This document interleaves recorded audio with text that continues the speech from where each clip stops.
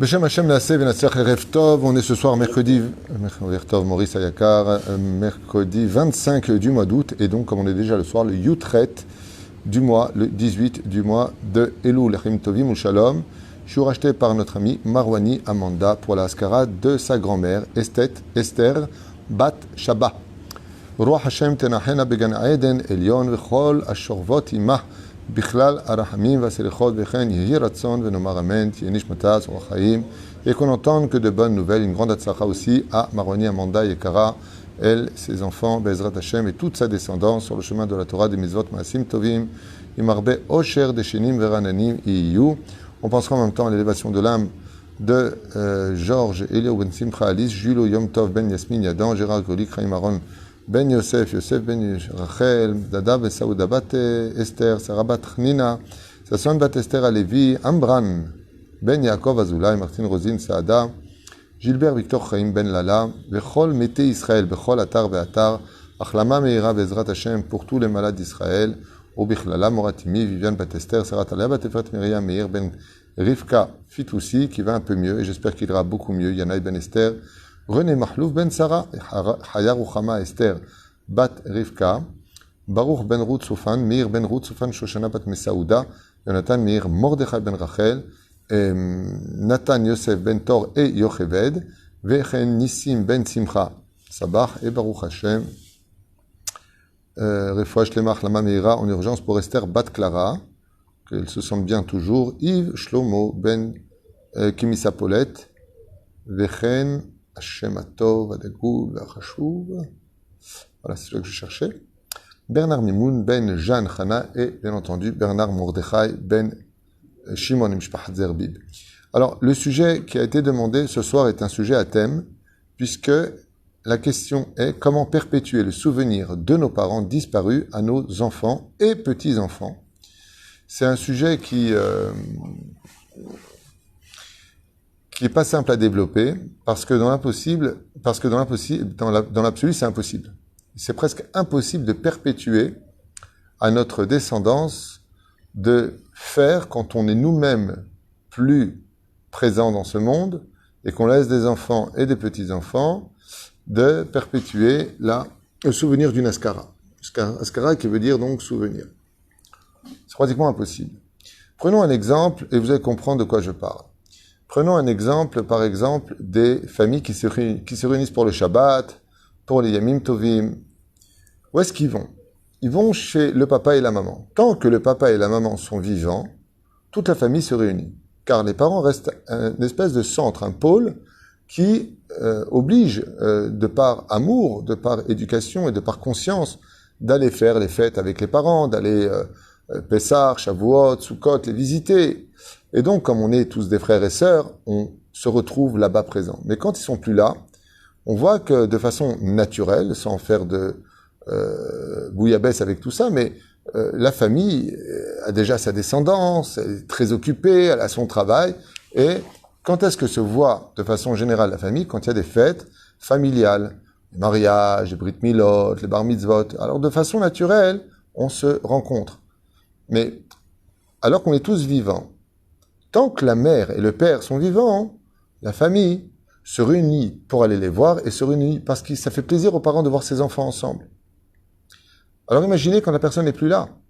C'est très difficile puisqu'on constate que quand on perd Chas V'Shalom, son père et sa mère, eh bien nous-mêmes, entre frères, pour vivants, pour se voir, pour se kiffer, pour voir les cousins, cousines, il faudra des occasions qui soient de grandes occasions pour qu'on se voit. Parce qu'on n'a pas le temps, c'est très rare de trouver, on peut encore s'inviter entre frères et sœurs, mais d'être tous ensemble, et de se retrouver, de fêter l'événement, d'être ensemble, eh bien, ça va tourner autour d'une bar mitzvah, d'un mariage, d'un pidyon ben, d'une raison, on va dire cérémonie religieuse, ou un événement important pour qu'on puisse, mettre comme une Chanoukat Baït, alors on va s'inviter.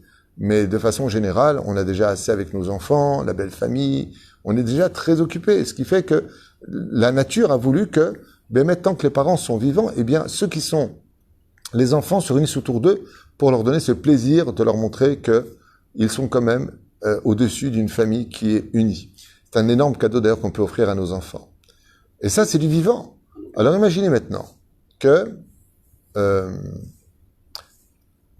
je voudrais perpétuer la Haskara de mon grand-père à mes enfants. Si, moi, de mon vivant, j'arrive à les réunir parce que je suis encore vivant à la table du Shabbat, tous ensemble, et que si Chaz v'Shalom, je partais de ce monde, ben, chacun ferait son Shabbat chez lui de façon naturelle, et elle inviterait ses amis, la belle famille, on essaie de... Chacun, c'est l'arbre généalogique, mais l'arbre, il va aussi un peu dans tous les sens. Alors imaginez, si je suis plus là, comment je peux inculquer à mes enfants de continuer à se voir sans moi, et je ferai un calvachomer. Si moi, j'y arrive pas de mon vivant, comment je peux leur dire de faire la Haskara de mon père et de mon grand-père? Ça ne tient pas debout. Sauf une chose. La Mishnah dans Masechet Avot nous dit que la plus belle couronne qu'un homme puisse se mettre sur la tête dans sa vie, on se bat pour avoir la santé, on se bat pour avoir de l'argent, on se bat pour avoir des honneurs, on se bat pour avoir du pouvoir, on se bat pour laisser des héritages, on se bat pour tout. On se bat pour tout sur Terre. On se bat même pour le Shlom Bayit, pour l'éducation des enfants, tout ça c'est important. Mais il y a une chose qui va au-dessus de toutes les couronnes, qu'elle soit la couronne de la Keuna, de la Lévia, la couronne de la Torah. Est-ce que c'est bien d'avoir une couronne de la Torah? C'est magnifique. Keter Shem Tov. Seulement, si tu as le Keter Shem Tov sur la tête, c'est-à-dire la couronne du bon nom, quand quelqu'un laisse un bon nom, un très bon nom, et on va comprendre comment on laisse un bon nom, seulement à ce moment-là, il aura peut-être la chance que sa descendance, même si les intermédiaires, c'est-à-dire les fils des arrière-grands-parents, ne sont plus de ce monde, de perpétuer la Haskara, donc le souvenir. Qu'est-ce que c'est d'avoir un bon nom?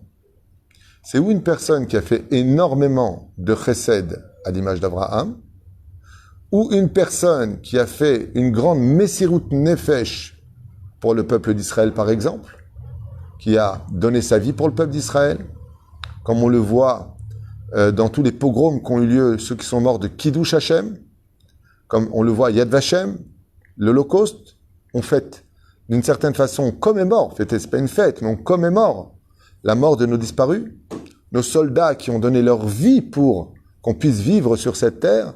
Il y a Yom HaZikaron, le jour du souvenir, parce qu'ils sont morts d'un Kiddush Hashem.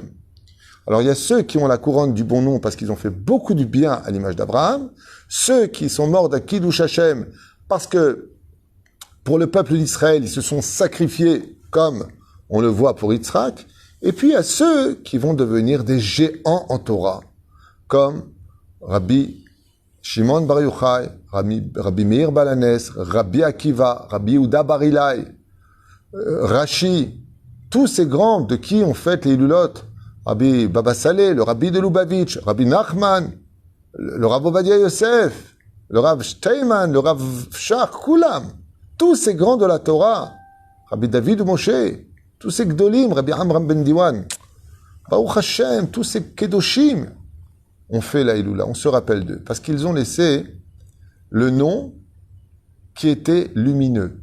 C'est-à-dire que si tu laisses pas quelque chose, une empreinte, qui soit, ou d'avoir eu un très bon nom, parce que Behemet, tu as créé des édifices de mitzvot du chesed, tu as fait énormément de bien, à accueillir tellement de monde, alors tout le monde parlera de toi. Et tu auras laissé un nom qui restera toujours à la surface. Shlomo HaMelech alav shalom dit Tov Shem Mishemen Tov Miyom Hamavet Miyom Yivaldo. Le roi Salomon nous dit le nom d'une personne est mieux que la meilleure des huiles. De quelle huile il parle? De celle du candélabre qui se trouvait au Beth Amikdash. Et on constate que l'huile a une particularité, c'est qu'elle remonte toujours. Quoi que tu fasses en la mélangeant, l'huile avec le temps mitgaber al kol hamichsholim. Elle surmonte tous les obstacles. Sauf une chose. Il y a une chose de laquelle l'huile a extrêmement peur, même si elle est extrêmement pure et à l'image de ce que Dieu a ordonné, c'est la terre.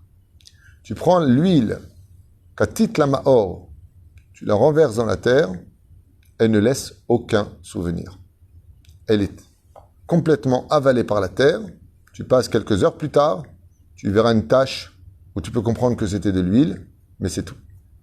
Tu reviens 2-3 jours plus tard, jamais tu trouveras où il y a eu de l'huile ici. Car la terre a pour extraordinaire fonction de faire disparaître tout ce qui rentre en elle. Mais un bon nom, c'est plus que l'huile dit. Tov, Shem Mishemen Tov. Il dit quoi? Quand tu enterres une personne, c'est vrai que son corps, lui, reste sous terre et que la terre l'avale et rentre en putréfaction. Mais le nom, lui, par contre, il est mieux que toutes les huiles. Il remonte à la surface parce qu'on se rappelle de lui. Ce qui fait que quand on a un bon nom, parce qu'on est parti sur le chemin d'Avraham Avinu, on accueillait beaucoup les gens vont parler de nous, on va avoir quelque chose de grandiose. Ou alors on a donné sa vie pour les autres. On a fait Misirut Nefesh, comme l'a fait Yitzhak en donnant sa vie pour la Kedah, pour le sacrifice. Ou comme Yaakov qui va s'asseoir et étudier la Torah, eh bien on constatera que ces trois personnages duquel nous référençons tous les jours dans nos prières, Eloké Avraham, Eloké Yitzhak, Veloké Yaakov, le Dieu d'Abraham, de Yitzhak et de Yaakov, eh bien nous avons un bon nom. Ce nom-là, il faut l'acheter. Ça veut dire quoi, il faut l'acheter? Il faut se battre toute sa vie pour laisser un bon nom. Ne jamais mentir aux autres, ne jamais rien devoir à personne, vraiment avoir toujours le visage droit, le visage propre, être quelqu'un de profondément honnête, qui a su exister pour soi, mais surtout à travers les autres. Et une personne, Be'ezrat Hashem, comme on peut le constater dans toutes les yeshivot et dans tous les lieux de Torah.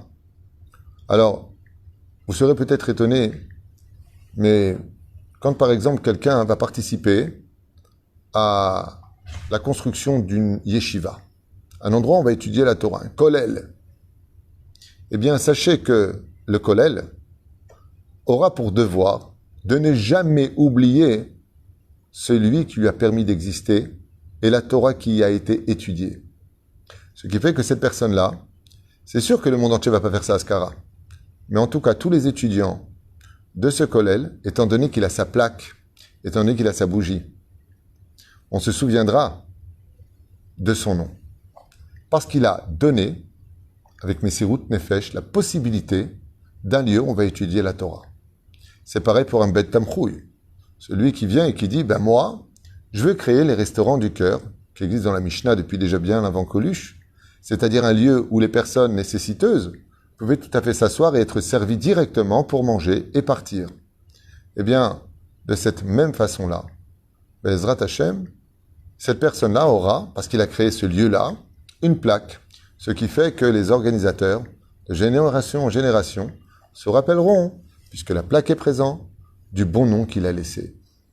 Et si vous le constatez, que ce soit dans tous les domaines, quand on enterre le jour de l'enterrement d'une personne, j'ai pas dit après quelques siècles, juste le jour de l'enterrement d'une personne, de quoi est-ce que l'on parle de lui? De quoi?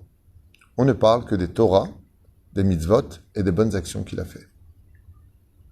Quelques personnes de côté ont parlé aussi de sa richesse, si c'était le cas, de la dernière voiture qu'il avait achetée. Tu te rends compte, il vient d'acheter la dernière BMW, Mercedes, Audi, je sais pas quoi. Dernière Ferrari rouge, décapotable, qu'il a payé $1 million. Et ces paroles n'auront pas plus de valeur qu'un papier qu'on jette aux toilettes. Aval, dans le tachlès des choses, quand une personne part de ce monde, on pose la question d'ailleurs, qui était-il? Quel nom il a laissé? Vous vous rendez compte les milliards d'individus sur Terre? Si on devait se rappeler de tout le monde, c'est pas possible. Pour pouvoir perpétuer le souvenir de notre grand-père, s'il n'a rien fait de sa vie, après que soient partis ses propres enfants qui faisaient sa Askara, il laissera l'empreinte qu'il a laissée. Puisque tu n'as rien fait pour Dieu, tu n'as rien fait pour les autres, alors ne t'étonne pas d'être quelque part à rien. C'est dur à entendre, mais c'est une réalité. Qui parmi vous fait la Askara de son grand-père alors que ses parents à lui sont décédés? Qui? En général, ce que font les enfants, c'est la Askara de ses propres parents. Et quand il s'agit des grands-parents, on peut le faire, c'est vrai, ça peut arriver, mais c'est très occasionnel. À moins que le grand-père dont on parle, c'était Baruch Hashem, Rabbi Haim Khouri, c'était un grand Torah, Baruch Hashem, c'était un grand tzaddik, c'était le Rav Intel, c'était un très grand donateur, un homme très aimé, un homme qui soutenait la Torah, ou un homme qui avait un très bon nom, qui était là tout le temps pour les autres. Mais il a laissé une empreinte où son nom brille encore, là où la terre n'aura pas d'emprise sur lui. Alors on pourra dire à nos enfants, n'oubliez pas qui était votre grand-père. N'oubliez pas celui à qui vous donnez la vie. Il vous a pas simplement donné la vie à vous, mais il est devenu une marque. Comme tu dirais les Lef El Dalim, Chanel, Cartier ou autres. Pourquoi? Parce qu'il a été là pour les autres. Il a, Baruch Hashem, donné une odeur qui a traversé l'histoire, le temps de sa vie. Il a laissé un livre, il a donné des consignes, il a fait une grande teshuva, il est mort dans de grandes souffrances pour sauver des gens. Peu importe le chemin qu'il a pris. Mais ce qui est certain, c'est que si on veut que les autres se rappellent de nous, la grande question, c'est qu'est-ce que toi, t'auras fait pour les autres? La vie, c'est comme le commerce. Quand tu veux de la monnaie, il faut d'abord donner un billet. Et la reine Bezrat Hashem Itbarach, si on veut perpétuer avec nos enfants et nos petits-enfants le souvenir de ceux qui nous ont mis au monde, que nous on a connus, alors il faudra que nous-mêmes, Bezrat Hashem, on devienne un bon nom. Et en tant que bon nom, comme on va suivre ce processus, où avec fierté notre descendance fera notre askara, on leur demandera aussi, à l'image de Rabbi Akiva ben Yosef, Rabbi Shimon bar Yochai. Vous constatez que tous nos tzadikim, Rabbi Yoshua ben Levi, tous nos tzadikim sont appelés du nom de leur père. Pourquoi?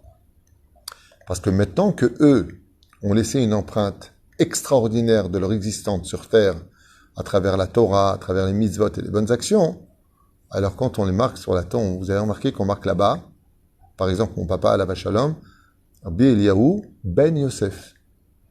On marque le nom de son père. Mais moi, j'ai pas vraiment connu mon grand-père. Dans le Tarklej, j'ai peut-être vu 2 fois dans ma vie, ou 3 fois, j'ai croisé, j'étais jeune, j'étais pas... Mais je sais qu'il s'appelle Yosef, parce que mon père a laissé une empreinte chez nous. Donc comme mon père avait un grand nom, il a laissé une empreinte, je me rappelle aussi de mon grand-père. Et sa plaque est ici. Tout comme l'extraordinaire mérite que j'ai d'être le fils de ma mère, qui a eu, Baruch Hashem, des parents extraordinaires. Ma grand-mère, jusqu'à aujourd'hui, je la vis. Sa plaque est ici. Donc on se souvient d'elle. On aura des raisons de se souvenir d'elle. Pourquoi? Parce qu'elle a laissé un nom de chesed. J'avais une grand-mère, on l'appelait Meminoucha. Baruch Hashem, Ishtabach Shmolahad, le Chanel, le Yves Saint-Laurent, le quartier du chesed. Une femme d'un chesed exceptionnel, qui n'avait une bouche qui n'était remplie que de bénédictions. On est en 2021. Je crois qu'elle est décédée dans les années 82, 83, peut-être 84, je ne sais pas, je ne me rappelle plus. Mais on parle d'elle aujourd'hui. Nafkamina Shamaim, c'était ma grand-mère. Mais elle a fait un tel chesed autour de nous qu'on ne peut pas oublier son nom. Si vous regardez mon portable, j'ai sa photo. Alors que je vais avoir 55 ans. Elle est décédée il y a tellement longtemps. J'ai sa photo sur mon portable avec fierté. Pourquoi? Parce qu'elle a acheté son nom. Elle a acheté son nom dans mon cœur. Quand on la voit, on est heureux de la voir. Parce que son visage nous rappelle des choses. En d'autres termes, ce que je voulais vous dire, c'est que ce n'est pas un calcul mathématique que de rappeler le nom de ceux qui nous ont précédés. De rappeler la Haskara, c'est d'un tel mérite qu'on fait des brachot pour lui, des prières pour lui, des teilim, des dvar Torah, on met de la tzedaka, on allume une bougie, on va dire le kaddish. Oh! Qui était-il pour mériter une telle chose qui va faire monter son âme si haut dans les sphères célestes? Faut mériter. Faut mériter d'être rappelé dans la vie et dans l'histoire. Et pour cela, il faut avoir un bon nom. Il faut avoir un nom qui va marquer l'histoire. Quelque chose qui va être une empreinte pour nous. Vous savez, c'est ce que je veux dire, c'est un petit peu idiot. Mais à l'époque, quand on était jeune, il y avait 2 parfums que tout le monde connaissait. Même plusieurs parfums à émettre. Il y avait Alzaro, il y avait Caron, il y avait Habit Rouge, il y avait quoi encore que Fahrenheit. C'était le parfum, quand on était jeune, ceux qui ont mon âge le savent très bien, c'était le parfum de notre jeunesse. Jusqu'à aujourd'hui, comme c'était une époque, Bémet, quand on était jeune, c'était une belle époque. Même en France, c'était une belle époque. Les musiques voulaient dire quelque chose, les films avaient un sens, le héros, c'était toujours le gentil, les méchants, ils finissaient tués dans le film pour faire comprendre que dans la vie, il faut toujours être honnête. Il y avait une moralité quand on était jeune. Et même quand on n'était pas dans la Torah, hein, on avait du savoir-vivre, on avait du respect pour nos parents. Et ces odeurs-là, dès qu'on les sent, on dit waouh, tu me rappelles toute ma jeunesse. Alors c'est vrai qu'on n'était pas dans la Torah, c'est pas un bon exemple. C'est sûr qu'on ne regrette pas cette époque en disant ouais, j'aimerais bien y retourner. Chas v'shalom, il faut évoluer, on est dans la Torah. Et au contraire, il faut pleurer ces années où on a perdu du temps, on n'a pas mangé spécialement cachère, on n'a pas fait ce qu'il fallait faire. Mais il y avait une chose de sûre, c'est qu'on avait un peu de joie dans le cœur. Aujourd'hui, il y a beaucoup de gens qui ont beaucoup de Torah par rapport à avant, mais ils ont beaucoup moins de joie que ce qu'on avait avant. On vit une époque très difficile, très compliquée. Et la reine, c'est un peu ça l'histoire d'un nom.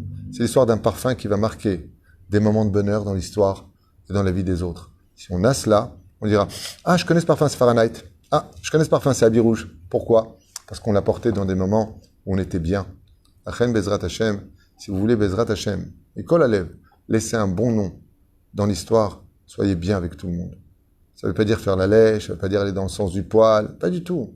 Ça veut dire laisser un bon nom avec Akadosh Baruch Hu. La reine, je finirai juste avec une phrase tellement importante, tellement puissante et tellement révélatrice. La meilleure façon de réunir la couronne du Shem Tov, c'est-à-dire le couronnement du bon nom, c'est de tout faire pour faire un bon nom à Kadosh Baruch Hu. Si tout ce que tu fais dans ce monde, c'est pour le nom d'Hachem, en l'honneur d'Hachem, et Yahad Hashem Yud Ke Bevavke, pour unir le nom de Dieu dans ce monde, que toutes les mitzvot, l'étude de la Torah que tu fais, c'est juste en l'honneur de Dieu, alors sache une chose. Tu fais un bon nom à Dieu sur terre, tu peux être certain que Mida Keneged Mida Lobatla, mesure pour mesure ne s'annule pas. Quand tu partiras de ce monde, c'est Dieu qui te fera un bon nom. Beaucoup de gens ont essayé de tricher avec cela, tout le monde le sait, dans la paracha de Noach. Après le déluge, s'est levé un homme qui a voulu se faire un bon nom. C'est marqué dans la Torah. Faisons-nous une tour pour nous faire un nom. Qu'est-ce qui en est resté de cette tour? Rien. Qui se rappelle de lui? Personne. Son nom, c'était Nimrod. Pourquoi on l'appelait Nimrod? Car il y a Mored Bachem. Il a voulu avoir un nom pour briller, et Bassof.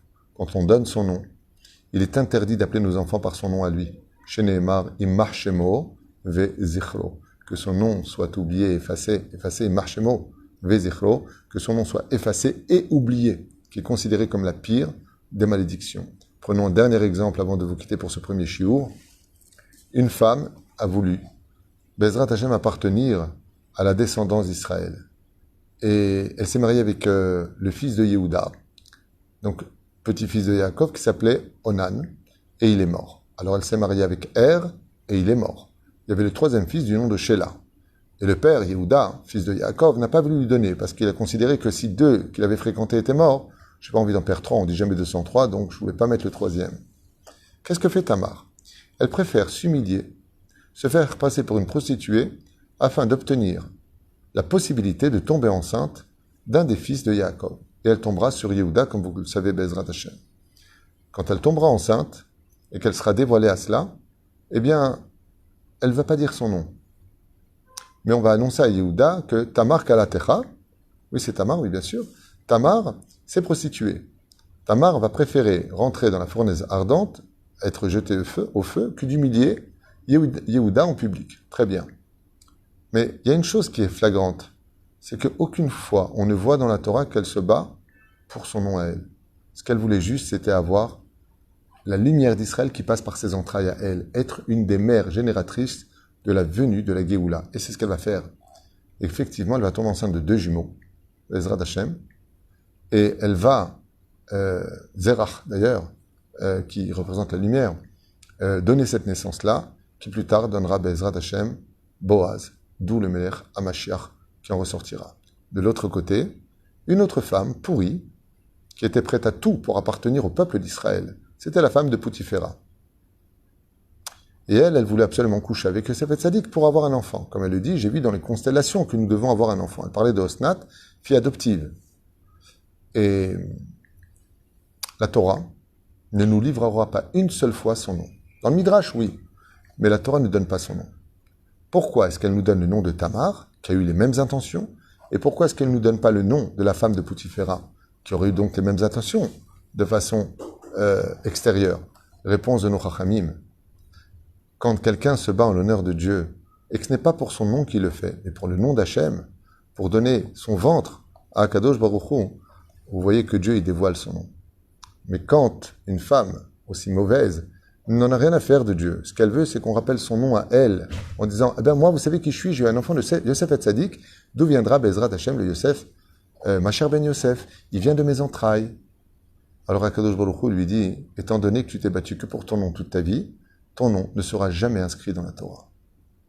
Et ainsi donc on constatera que la meilleure façon de pouvoir enseigner à nos enfants et petits-enfants de commémorer et de perpétuer le souvenir de nos grands-parents, de nos parents et de ceux qui nous ont précédés, ne peut pas se faire avec un coup de baguette magique, mais il faut que les grands-parents aident à se souvenir en laissant une empreinte d'un bon nom, ou dans le chesed, ou dans la gvoura, ou dans la bonté, ou dans la Messirut Nefesh, le don de soi, ou avec beaucoup d'études de la Torah, des livres, participer à de grandes choses pour que leur nom soit inscrit Be'ezrat Hashem et que peu importe où ils soient, mais on se rappelle avec fierté, tu sais de qui je suis le fils?